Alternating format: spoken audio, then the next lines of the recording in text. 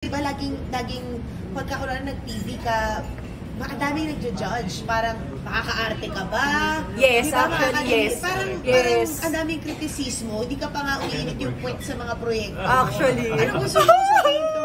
Umiyak ka? Ano masakit na comment yung natanggap mo na parang gusto mong wala pa naman, so far wala.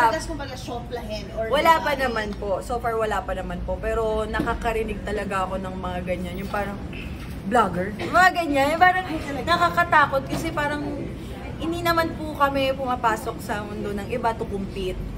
Pumapasok po kami to learn. At saka puso na yun ngayon. And Dami kaya nga po yung sinasabi ko na lahat po ng mga artistang napanood ko na bago pa ako nagkaroon ng work or chance sa name ko, lagi ko sila tinitignan, nire-respeto, and wala po ako ibang gagawin kung hindi maging low-key and humble kasi yun naman po talaga ang pinaka magandang gamiting sandata pag pumasok po kayo sa showbiz.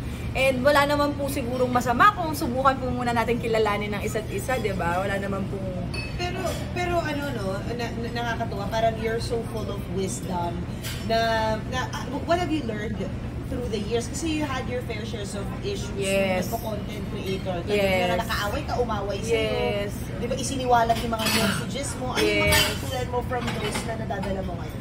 Actually, tawag dito, lahat naman talaga nang nangyari sa akin controversy, gusto na nangyayari. Kasi sino ba namang gustong taong magkaroon ng problema tapos pagtawanan ng maraming tao, di ba? Wala namang ganung tao eh. So ako, hanggat maaari, tinitignan ko na lang siya as a lesson learned experience na mag-iingat ka na ngayon.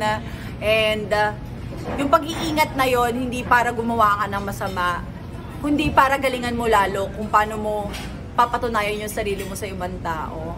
Kaya nga po tinatry ko yung best ko na makapagbukas pa ng iba-ibang pinto na, ay kaya ko pala, kaya mo yan, kaya mo to, yung mga ganon. So mas naglo-look forward na lang po ako sa mas magandang paparating kesa naman po mag-focus tayo sa mga negative na nangyari.